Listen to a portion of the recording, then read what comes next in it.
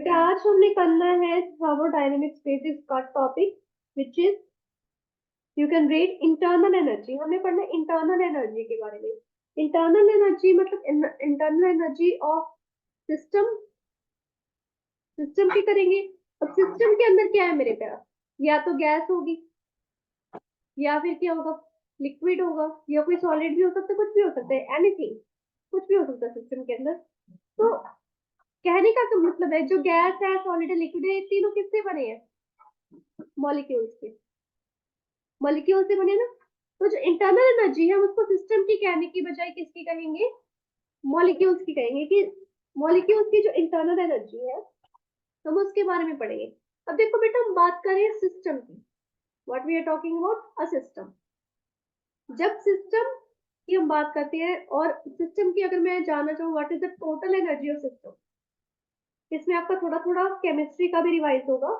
Total energy of system अगर मैं जानना चाहूँ तो सिस्टम, मान लो एक पर्टिकुलर हाइट पे पड़ा है।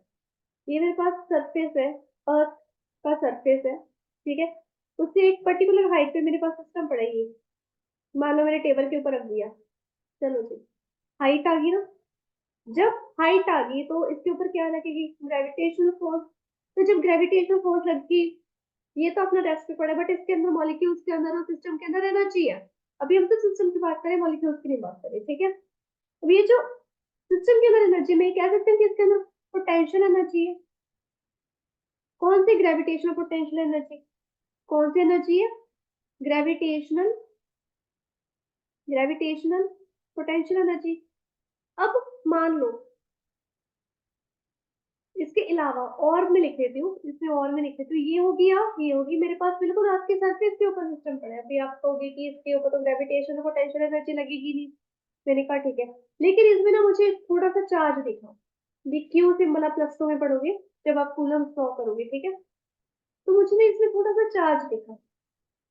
मान लो मेरे पास कुछ ऐसे मॉलिक्यूल्स हैं सिस्टम के अंदर जिनके अंदर ये चार्ज है, या जो सिस्टम की वॉल्स है वो इतनी कंडक्टिंग है कि वो चार्ज को कंडक्ट करेंगे।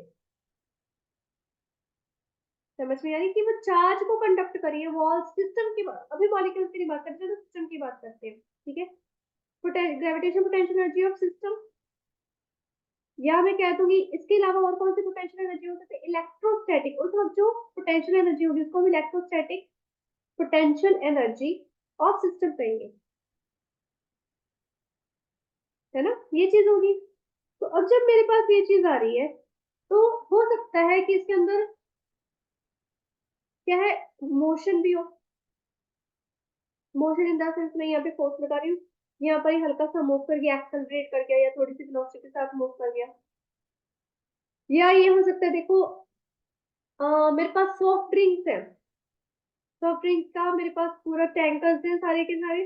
तो सारे के सारे टैंकर्स मेरे पास एक वैन में है, और वो वैन क्या है, एक जगह से दूसरी जगह पर उन सॉफ्ट ड्रिंक्स को लेके जा रही है।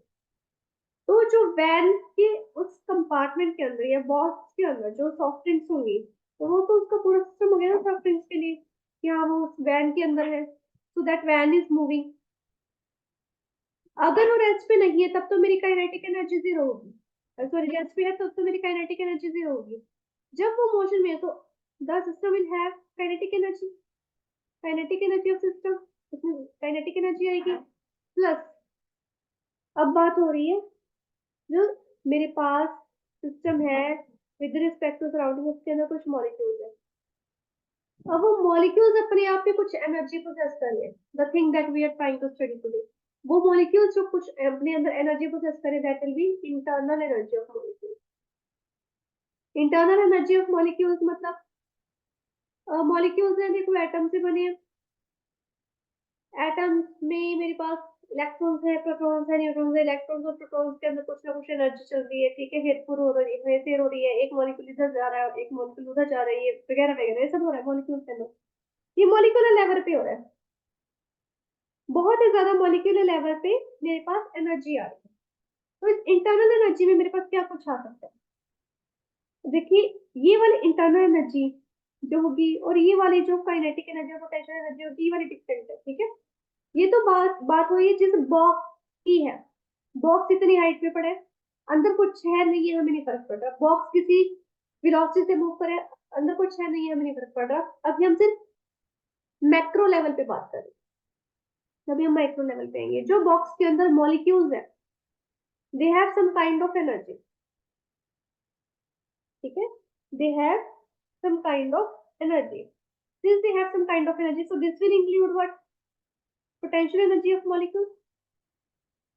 यहाँ पर मॉलिक्यूल्स की अपनी पोटेंशियल एनर्जी आ जाएगी, ठीक है। चलो, वो हो सकती है। और इसके अंदर और क्या हो सकते हैं? Kinetic energy of molecules.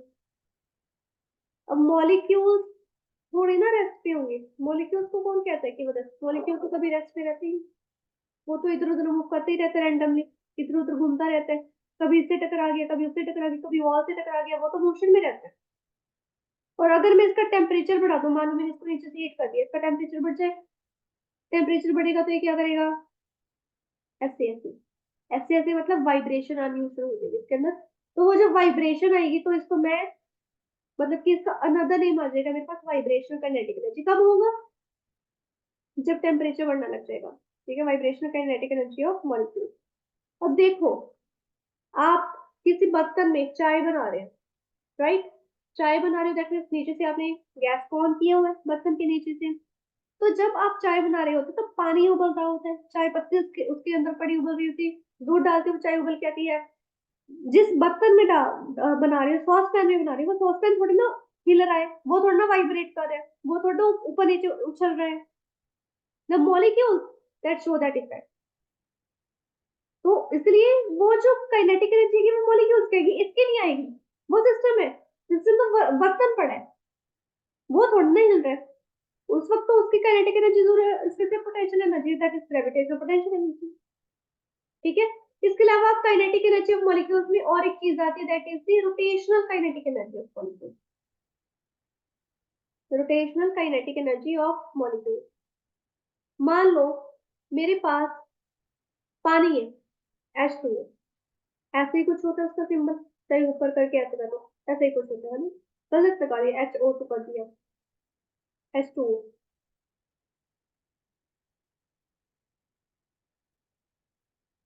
इसके चार बन गए, एक ही होते हैं। हाँ, यही होता है H2O। चलो जी, अब इसके अंदर वाइब्रेशन हो रही है, सॉरी रोटेशन हो रही है। रोटेशन मतलब मान लो एक्स वाई जेड एक्सिस पे हो रही है, ठीक है। एक्स एक्सिस पे कैसे होगी? ये इधर उधर ऐसे ऐसे क्या है, रोटेट का करेगा इधर उधर, मतलब इधर को दिखाती हूँ। Where is the video option? देखिए, तो क्या क्या चांसेस आ सकते हैं इसमें। मान लो मेरे पास ये मॉलिक्यूल है H2O, ठीक है। यहाँ पर मेरे पास दो हाइड्रोजन है, ऊपर ऑक्सीजन लगा हुआ है, ये ऑक्सीजन है। मान लो मेरी जो फिंगर है ना, ये ऑक्सीजन है, ठीक है। तो यहाँ पर कैसे रोटेशन हो सकती है? तो ऐसे हो सकती है, ऐसे ऐसे, ठीक है। एक कैसे होगी? एक जेड एक्सिस के अलोंग ऐसे हो सकती है, एच एच के अलोंग। एच एच घूम रहा है, ऑक्सीजन ऐसे ही पड़ा है, ऑक्सीजन तो ऐसे ही पड़ा है, लेकिन एच एच ऐसे घूम रहा है। तो इस तरह से अलग अलग रोटेशन हो रही है। अब जब ये रोटेशन हो रही है, ये मूव कर रहा है, इसका नाम मोशन है। जब मोशन है तो ऑब्वियसली कौन सा आएगा?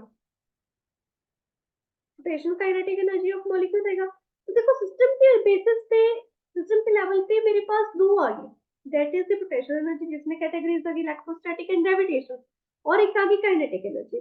लेकिन जब हम बात करते हैं थर्मोडायनेमिक्स की, तब हमारे पास इंटरनल एनर्जी आती है। उस इंटरनल एनर्जी में मेरे पास क्या कुछ आ जाता है? एक तो पोटेंशियल एनर्जी ऑफ सिस्टम। वो पोटेंशियल एनर्जी क्यों आई है मॉलिक्यूल्स के? अच्छा, ये भी देखो, मॉलिक्यूल्स है मेरे पास, जो मॉलिक्यूल्स है, ये एक मॉलिक्यूल है, ये एक मॉलिक्यूल है, राइट। अब मान लो वाटर है, वाटर के अंदर मैंने सॉल्ट डाल दिया, या मैंने कुछ ऐसा डाल दिया जिसके कारण कंप्लीटली सॉल्युबल हो गया, तो उसके अंदर सोडियम के, क्लोरीन के आयंस आ गए, राइट। तो इनमें क्यों ये घुला? क्योंकि अंदर फोर्सेज ऑफ अट्रैक्शन है। क्या है इनके अंदर? Forces of attraction, right. जब इनके अंदर फोर्सेज ऑफ अट्रैक्शन आ गई, वो मूव तो नहीं करे, ना ही वो एक दूसरे को रिपेल करे, हाँ, बस इनके अंदर एक फोर्स ऑफ अट्रैक्शन प्रेजेंट है, that causes the potential energy at the molecular level. But if we take ideal gas, क्या लिया हमने? Ideal gas. जो आइडियल गैस है ना, ये बड़ी खतरनाक चीज है। इसके अकॉर्डिंग क्या होता है, जो मॉलिक्यूल्स के अंदर फोर्स ऑफ अट्रैक्शन होती है वो होते ही नहीं है। तो अब क्या करें कि जो मॉलिक्यूल्स है मेरे पास, जितने भी मॉलिक्यूल्स हैं उनके अंदर क्या है, फोर्सेस ऑफ अट्रैक्शन है ही नहीं। अगर फोर्सेस ऑफ अट्रैक्शन नहीं है तो पोटेंशियल एनर्जी भी नहीं है। तो इन आइडियल गैस हम सिर्फ काइनेटिक एनर्जी ऑफ मॉलिक्यूल्स की बात करते हैं, पोटेंशियल एनर्जी की बात नहीं करते। ठीक है, तो ये है इंटरनल एनर्जी का कॉन्सेप्ट। तो इसमें अगर आप अपनी बुक में भी देखो तो internal energy of the system क्या है, sum of molecular kinetic energy, जो कि मैंने यहाँ पे लिखा, sum of molecular kinetic energy and potential energy in the frame of reference related to which centre of mass system का वो रेस्ट पे हो। हाँ अच्छा, ये चीज जरूर देखना, ये सारा कुछ रेस्ट पे हो रहा है मेरे पास, it should be on rest. ठीक है, तो मेरे पास इंटरनल एनर्जी है सिस्टम की, उसके बारे में और पढ़ते हैं कि इंटरनल एनर्जी हमारे पास स्टेट वेरिएबल होता है वगैरह वगैरह, सारी चीजें पढ़ते हैं। यहाँ तक तो समझ आई क्या होना, सिंपल होता है, कुछ खास नहीं है। फिजिक्स में जब आप थर्मोडायनेमिक्स पढ़ते हो, अगर आपने केमिस्ट्री में थर्मोडायनेमिक्स चैप्टर पहले कर दिया तो it is kind of a revision for you, right? अगर वो एक काइंड ऑफ रिवीजन है, बस फर्क क्या आता है, थोड़े से हमारे पास साइन की प्रॉब्लम आती है। फिजिक्स और केमिस्ट्री में कुछ कुछ चीजें ऑपोजिट होती हैं, कुछ जो नोटेशंस होती हैं वो हम नहीं ले लेते हैं, डिफरेंट ले लेते हैं एज कम्पेयर टू केमिस्ट्री। सिर्फ इतनी दिक्कत आती है, वो हम जब साथ साथ में पढ़ेंगे हमारा कवर हो जाएगा। ठीक है, अब जो मेरे पास इंटरनल एनर्जी है, ये अपने आप की क्या है, स्टेट वेरिएबल है। क्या है ये? State variable. What do you mean by state variable? इसका मतलब ये क्या है कि जो मेरे पास ये इंटरनल एनर्जी के टर्म है, या स्टेट फंक्शन कह दो, वेरिएबल में इसको स्टेट फंक्शन कह दो, स्टेट फंक्शन। ठीक है, इंटरनल एनर्जी को मैं यू से डिनोट करूंगी, यहाँ पे लिख देती हूँ यू से। मैंने क्या है, पीवी डायग्राम बनाया। पीवी डायग्राम मतलब प्रेशर वॉल्यूम, इसको हम हमेशा प्रेशर वॉल्यूम में देखेंगे। मेरे पास प्रेशर है, ये मेरे पास क्या, कैपिटल वी दे दो, वेलोसिटी लगेगा वॉल्यूम। ठीक है, मेरे पास एक यहाँ पर इस पॉइंट पे मुझे पता चला कि किसी सिस्टम की फर्स्ट प्रेशर वॉल्यूम यहाँ पर है, मानो 4 वॉल्यूम पे इसका क्या है, 8 एटमोस्फेरिक प्रेशर था, कुछ भी ले लो। फिर मेरे पास ये मुझे यहाँ पर देखने को मिला, यहाँ पर देखने को मतलब यहाँ पर मान लो 8 हो गया, यहाँ पर ये 16 हो गया, कुछ भी मान लो। ठीक है, तो मेरे पास ये फर्स्ट है, ये क्या है, तो इनिशियल पोजीशन है। क्या है ये? इनिशियल है। बिगिनिंग में मेरे पास ऐसा है, लेकिन फाइनल पोजीशन मेरे पास यहाँ पर है। तो इनिशियल में इस पॉइंट को मैं यहाँ पे P1 V1 कह दूं, इसको मैं कह दूंगी P2 V2। अब इनिशियल से फाइनल कैसे गया, ऐसे गया, ऐसे गया, कैसे गया, मुझे फर्क नहीं पड़ता। मुझे स्टेट फंक्शन का क्या मतलब है, स्टेट फंक्शन का मतलब ये है कि जो इंटरनल एनर्जी है, जो इंटरनल एनर्जी है, it only depends upon the, it only depends upon the state. State कह दो या कह दो पोजीशन जिससे पहुंच गया, उससे फर्क है। It only depends upon the state and not on the path. इससे कोई फर्क नहीं पड़ता कि पाथ कैसा लिया कैसा नहीं लिया, इसमें क्या करने पाथ में, कुछ फर्क नहीं पड़ता इसको। ठीक है, तो मान लो यहाँ पर मेरे पास आई इंटरनल एनर्जी U1, मान लो यहाँ पर थी U2, तो मैं कह दूंगी कि दोनों मेरे पास इक्वल है, तो दोनों इक्वल आ जाएंगे। ठीक है, तो मेरे पास आ जाएगा इंटरनल एनर्जी आ जाएगी यहाँ पे। जो चेंज है इंटरनल एनर्जी का, अब सिर्फ इंटरनल एनर्जी नहीं, उसका चेंज भी, the change in internal energy only depends on the state or position of the system, not on the path. ठीक है, यानी कि मेरे पास अगर मैंने चेंज भी निकालना हो तो मेरे पास क्या आएगा, फाइनल माइनस इनिशियल। ठीक है, अगर ये नॉट इक्वल है, मान लो एक बड़ा है कम, मान लो ये ज्यादा आ गई ये कम आ गई, ऑब्वियसली मेरे पास पॉजिटिव आ जाएगी। अगर u1 ज्यादा आ गई u2 कम होगी तो मेरे पास वो नेगेटिव हो जाएगी, वो उसके बारे में हम बाद में बात करेंगे। ठीक है, वो हमारे पास टर्म डिफरेंट है। अभी यहाँ तक देखो इस बारे में। अभी देखो इतना पता चला। मान लो now let us assume मेरे पास एक सिस्टम है, here we have a system, there is pressure, there is volume। ठीक है, तो मेरे पास एक सिस्टम शुरू हुआ, ए बी ऐसे गया, वापस ए पे आ गया, तो ठीक कनेक्टेड किया था, ये इनिशियल था ये फाइनल था। मेरा सिस्टम यहाँ से शुरू होकर यहाँ पर आ गया, या ये कह दो मैं एक और बना देती हूँ, यहाँ से गया इधर, ठीक है, फिर यहाँ से गया इधर, यहाँ से गया नीचे, और फिर यहाँ से ये इनिशियल पोजीशन पे पहुंच गया, ए बी सी डी। तो मेरे पास पाथ क्या हो गया, अब ए बी ए हो गया, इसका इसका क्या हो गया, ए बी सी डी, वापिस ए पे आ गया। वैसे इस केस में मेरे पास चेंज इन इंटरनल एनर्जी क्या होगी, देखो चेंज इन इंटरनल एनर्जी क्या, final position, final state minus initial state. इसकी फाइनल स्टेट भी यही है, इनिशियल स्टेट भी यही है, दोनों तो कैंसिल ही हो जाएंगे। तो इन साइक्लिक प्रोसेस, ये याद रखो कौन सी प्रोसेस है, साइक्लिक है, यहाँ जहां से शुरू हुई वहीं पे वापस आ गई, जहां से शुरू हुई वहीं से वापस आ गई। तो in cyclic process what we say that the change in internal energy is always zero. ठीक है, ये क्लियर हो गया। अभी तक हमने क्या किया कि जो इंटरनल एनर्जी है, अगर मैं आइडियल गैस की बात करूं, if I talk about ideal gas, in case of ideal gas मेरे पास इंटरनल एनर्जी क्या होगी, इंटरनल एनर्जी मेरे पास काइनेटिक एनर्जी का इक्वल होगी। क्यों, पोटेंशियल एनर्जी तो होती नहीं, फोर्स ऑफ अट्रैक्शन तो होती नहीं मॉलिक्यूल्स में, तो इंटरनल एनर्जी काइनेटिक एनर्जी के इक्वल है। फिर मैंने दूसरी की बात क्या की, साइक्लिक प्रोसेस में, ये चलो बाद में करते हैं। उसके बाद मैंने क्या बात की, ये क्या स्टेट फंक्शन है, इंटरनल एनर्जी क्या है, स्टेट फंक्शन है। चलो दूसरी बात होगी, पहली बात, दूसरी बात, तीसरी बात, ये डिपेंड करती है on state and not on path. ठीक है, इसके ऊपर ही डिपेंड कर रही है, और किसी चीज पे डिपेंड नहीं कर रही। क्लियर। चौथी बात क्या कही, अगर मेरे पास साइक्लिक प्रोसेस है, if I have a cyclic process, उस केस में मेरे पास इंटरनल एनर्जी जहां से शुरू हुई एट बिगिनिंग वहीं पे वो खत्म हो जाएगी, beginning and beginning and and is same, ऐसे लिखो, बिगिनिंग या initial and final position is same, ऐसे लिखो, या फिर initial and final position is same.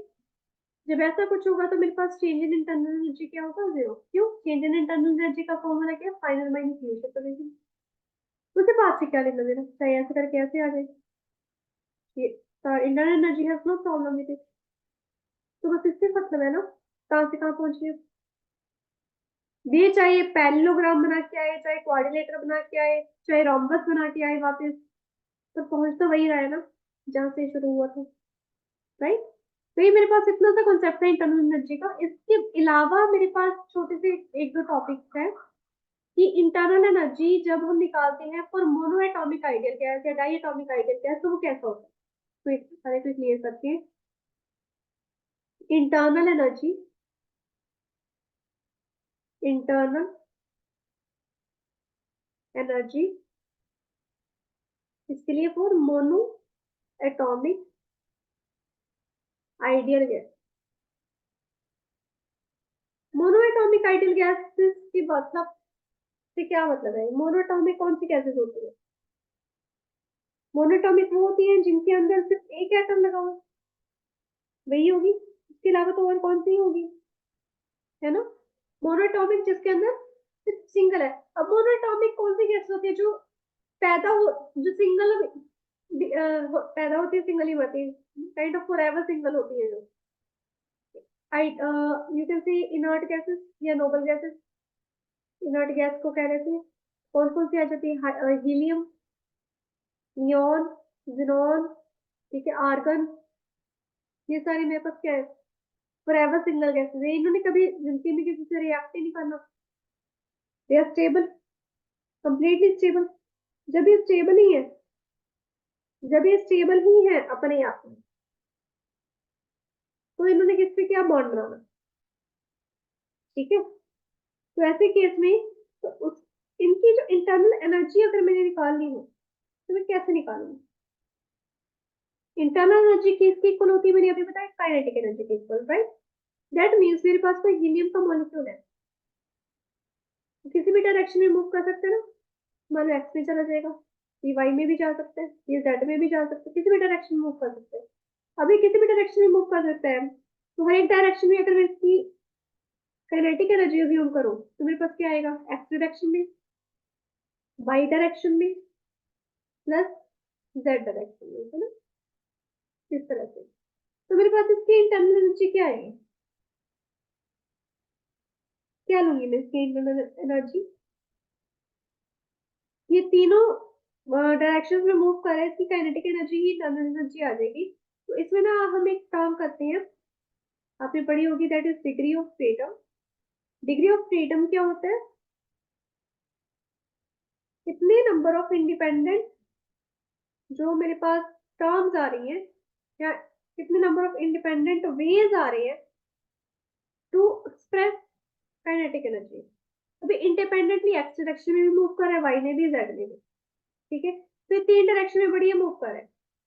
अगर मैं इसका टेम्परेचर बढ़ा दूं, अगर मैं इसका टेम्परेचर बढ़ा दूं, डिग्री ऑफ फ्रीडम हम एफ से, स्मॉल एफ से डिनोट करते हैं, तो ये वाइब्रेट भी करेगा, तो इसके अंदर वाइब्रेशन काइनेटिक एनर्जी भी आ जाएगी। या तो वाइब्रेट ऐसे ऐसे करेगा, या ऐसे ऐसे करेगा, है ना, ऐसे ही होगा वाइब्रेट ही। तो +2 मैं और लगा लूं, ओनली फॉर हाई टेम्परेचर। अगर ये नॉर्मल टेम्परेचर है तो तब सी है, अगर हाई टेम्परेचर होगी तो फिर +2 और ऐड हो जाएगा, ठीक है। यही अगर मेरे पास हो डाई एटॉमिक, डाई एटॉमिक में मतलब मेरे पास क्या आएगा, दो मॉलिक्यूल्स हैं, दो मॉलिक्यूल्स हैं, दो मॉलिक्यूल्स का क्या मतलब है, मेरे पास H2 हो सकता है, O2 हो सकता है, N2 हो सकता है, ठीक है, और Cl2 हो सकता है, कुछ भी हो सकता है। तो ये जो डायटोमिक मॉलिक्यूल है मेरे पास, इनकी जब मैं इंटरनल एनर्जी निकालूंगी तो ये भी तो मॉलिक्यूल एक्स वाई जेड किसी भी डायरेक्शन में घूम सकते हैं। अब इसके अलावा देखो ये वाला मॉलिक्यूल रोटेट कर रहे हैं नहीं कर रहे हैं हमें नहीं पता चल रहा, रोटेटिंग और not, we have no idea. लेकिन डायटोमिक में क्या होगा, डायटोमिक में मेरे पास आ जाएगा, देखिए मेरे पास मान लीजिए, अब मेरे पेन अभी ब्लैक है, कुछ दिख रहा नहीं है आपको, मेरे पास कोई और पेन भी नहीं है, चलो ये मेरे पास मानो डायटोमिक है, यहाँ पर हाइड्रोजन, यहाँ पर हाइड्रोजन, दोनों के बीच में बॉन्ड बनाओ, ठीक है। या तो ये ऐसे रोटेट करेगा, है ना, या ये ऐसे गोल गोल घूमेगा, रोटेट कर रहा है, ऐसे हो गया, ऐसे हो गया। इसके अलावा क्या हो सकता है, ऐसे, ये एक्स वाई एक्सिस पे ऐसे भी रोटेट कर सकते हैं, जेड और वाई में करेगा बेसिकली, एक्स पे तो ये ऐसे गोल गोल ही घूमेगा, है ना। तो एक्स की रोटेशन हमारे लिए इतनी मैटर नहीं कर रही है, बट इफ आई टेक लो ट्राई एटॉमिक, अब ट्राइएटॉमिक में ना बहुत सारी चीजें आ जाएंगी, मान लो मेरे पास SO2 है, ठीक है, SO2 की तो ऐसे बन जाएगी मेरे पास बड़े आराम से structure. But if I take CO2, CO2 is linear, तो ये लीनियर है।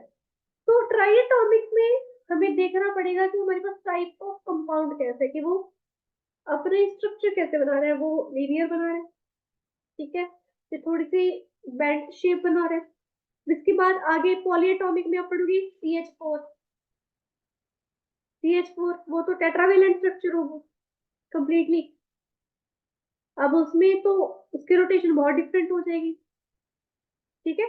तो ट्राइएटॉमिक में देखते थे, ट्राइएटॉमिक में इसी में हम एक्स और वाई और जेड, इसका तो तीनों डायरेक्शन में रोटेशन बहुत बढ़िया होता है, ठीक है। तीनों डायरेक्शन में ये ऐसे भी रोटेट करेगा, ठीक है, ये देखो ऐसे भी रोटेट करेगा, इस तरह से, इस तरह से भी रोटेट करेगा, इस तरह से भी रोटेट करेगा, बढ़िया। और ऐसे जेड एक्सिस में भी बहुत बढ़िया रोटेट करेगा, ठीक है। When we take the rotation, rotational motion में हमने पढ़ा था मोमेंट ऑफ इनर्शिया, तीनों डायरेक्शन में इसका मोमेंट ऑफ इनर्शिया बहुत बढ़िया आएगा, I is equal to m r, ठीक है। इसका सिर्फ एक्स और वाई एक्सिस में आता है, एक्स और वाई का। अब सेम इसमें सॉरी वाई और जेड, एक्स और वाई और जेड, सेम इसमें वाई और जेड में मोमेंट ऑफ इनर्शिया का बहुत अच्छा आ जाएगा, लीनियर मॉलिक्यूल है, बट एक्स एक्सिस में वही बात, ये ऐसे गोल गोल घूम रहा है। तो what do we do, we have to know the nature of the compound, कि वो कंपाउंड कैसा है, ठीक है। तो उसके बेसिस पे हमारे पास अलग अलग डिग्रीज ऑफ फ्रीडम है, बट फॉर योर नॉलेज जितने डिग्रीज ऑफ फ्रीडम आपको थोड़े थोड़े मॉलिक्यूल्स से याद करने की जरूरत है, जब भी आपको इसके रिलेटेड कोई क्वेश्चन आएगा, आपको डिग्री ऑफ फ्रीडम प्रोवाइडेड होगा होगा इवन इन पॉइंट वैल्यू। जैसे मैंने इसका, बस इसका याद रखो कि मेरे पास जब मोनोएटॉमिक होगा तब 3 होगा, डाइएटॉमिक में आपके पास 5 हो जाएगा, ठीक है। डाइएटॉमिक में इसका कितना हो जाता है, 5। 5 कैसे हो गया, एक तो X Y Z 3 plus 2 Y और जेड में रोटेशन होते 5 हो गए। ट्राइएटॉमिक में चेंज होता रहेगा, किसमें 3 ही रहेगा, किसमें 5 हो जाएगा, किसमें 6, 5 और 6, 5 और 6 ऐसा कुछ रहता है। पॉलीएटॉमिक में आप बढ़ते जाओगे 6 भी आ जाएगा, 7 भी हो सकता है। अब मान लो मैंने क्या है, यही SO2 मॉलिक्यूल है जिसका मेरे पास डिग्री ऑफ फ्रीडम 6 बन रहा है, मैंने इसको फ्रीज कर दिया, किसी भी तरीके से मैंने इसको जब फ्रीज किया तो क्या हो सकता है इसका डिग्री ऑफ फ्रीडम कम हो जाए, जब ये मॉलिक्यूल मूव ही नहीं कर रहा। जब देखो मान लो मॉलिक्यूल फ्रीली भी नहीं मूव कर रहा है, एक्स वाई जेड डायरेक्शन में भी काइनेटिक एनर्जी नहीं आ रही, और मुझे इसका डिग्री ऑफ फ्रीडम पता कितना प्रोवाइड कर दिया, कहते कि इसका डिग्री ऑफ फ्रीडम क्या है 4.5 है, मैंने इसका कितना का है 6, मेरे अकॉर्डिंग 6 है। वाई 3 तो इसकी किसी भी डायरेक्शन में रैंडम मोशन हो गया, 3 इसकी तीनों डायरेक्शन में क्या है रोटेशनल मोशन हो गया, पर मुझे इसका इतना क्यों, इसको मैंने ठंडा कर रखा है बहुत ज्यादा, ये मूव ही नहीं कर रहा, मोशन नहीं आ रहा इसमें, तो मुझे वो वैल्यू लेके ही इसको सॉल्व करना पड़ेगा, मुझे अपना दिमाग लगाने की जरूरत नहीं है। If I have the value given, अब जैसे हम ग्रेविटी की बात करते हैं, कहीं पे जब हमें दिया हो कि 9.8 है 9.8 लेते हैं, अगर मुझे कहीं पे कह दिया ना मेडिकल मुझे 11 मीटर पर सेकंड लेनी ग्रेविटी, तो मैं उतनी ही लूंगी, उसे सॉल्व करूंगी, सेम इसमें करना, जितनी ग्रेविटी कही है उसी में से सॉल्व करना है, इसके अलावा हमने अपनी तरफ से नहीं कुछ भी करना, ठीक है। तो थोड़ा सा कॉन्सेप्ट मुझे आपको बताना था कि अरे जब हम आइडियल गैस की बात करते हैं ना, तो टाइप ऑफ मॉलिक्यूल्स के अकॉर्डिंग हम क्या है इसका डिग्री ऑफ फ्रीडम निकालते हैं। तो इंटरनल एनर्जी का आपको कॉन्सेप्ट कंप्लीट हो चुका है, बिल्कुल ही कंप्लीट हो चुका है, एक बार अपना स्टडी करो, बुक में देखो, नोट्स में देखो। आपका आगे कॉन्सेप्ट आता है हीट का, जो कि हम नेक्स्ट क्लास में स्टडी करेंगे, ठीक है। तो ये वाला कॉन्सेप्ट आपका यहीं तक था, बस एक बार थोड़ा सा मैं आपको बता देती हूँ कि जो डिग्री ऑफ फ्रीडम है क्या होता है, कितनी इंडिपेंडेंट मेरे पास वैल्यूज आ रही है। देखो इंडिपेंडेंट काइनेटिक एनर्जी की जितनी भी वैल्यूज आएंगी, चाहे वो रोटेशनल है, चाहे वाइब्रेशनल है, चाहे सिंपल मोशन की काइनेटिक एनर्जी, इंडिपेंडेंट अलग अलग, हर एक डायरेक्शन में अलग अलग कितनी काइनेटिक एनर्जी की या कितनी तरह का मोशन हो रहा है अलग अलग डायरेक्शन में, उनको कैलकुलेट करना, उनको टोटल करना, वो मेरे पास डिग्री ऑफ फ्रीडम है। तो मोनोएटॉमिक का तो यूजुअली मोनो का यूजुअली 3 होता है, डाई का यूजुअली 5 होता है, और पोली का लिख लो, ट्राई की वजह पोली का लिख लो 5 और 6, और किसी किसी का 7.8 तक दे देती हूँ, किसी किसी का। अब भाई मेरे पास थोड़ा मेरे पास मान लो C2H5OH दे दिया, इसका डिग्री ऑफ फ्रीडम निकालो। अब HCl दे दिया, इसका निकालो। आयनिक कंपाउंड भी हो सकते हैं, कोवलेंट कंपाउंड भी हो सकते हैं, we have studied it all in chemistry, है ना। तो हर एक की अपनी अपनी वैल्यू होती है डिग्री ऑफ फ्रीडम की, जो कि एक्सपेरिमेंटली डिटरमाइंड होती है। क्या है एक्सपेरिमेंटली डिटरमाइंड है, एक एक मॉलिक्यूल को इन्होंने घुमा फिरा के वाइब्रेट करवा करवा के देखा हुआ है, तो जो एक्सपेरिमेंटल वैल्यू आपको दे रही है आपने वही भरनी है, हमने अपना दिमाग नहीं लगाना, ठीक है। तो चलिए आज इतना करते हैं, नेक्स्ट क्लास में हम करेंगे हीट के बारे में, हीट और वर्क के बीच का डिफरेंस भी जानेंगे, ठीक है। इसके अलावा हम बात करेंगे सीपीसीबी की, ठीक है। सीपीसीबी वाला है जो कॉन्सेप्ट आएगा आपकी हायर क्लासेस में, उसको भी देखेंगे, ठीक है। So that is up to today.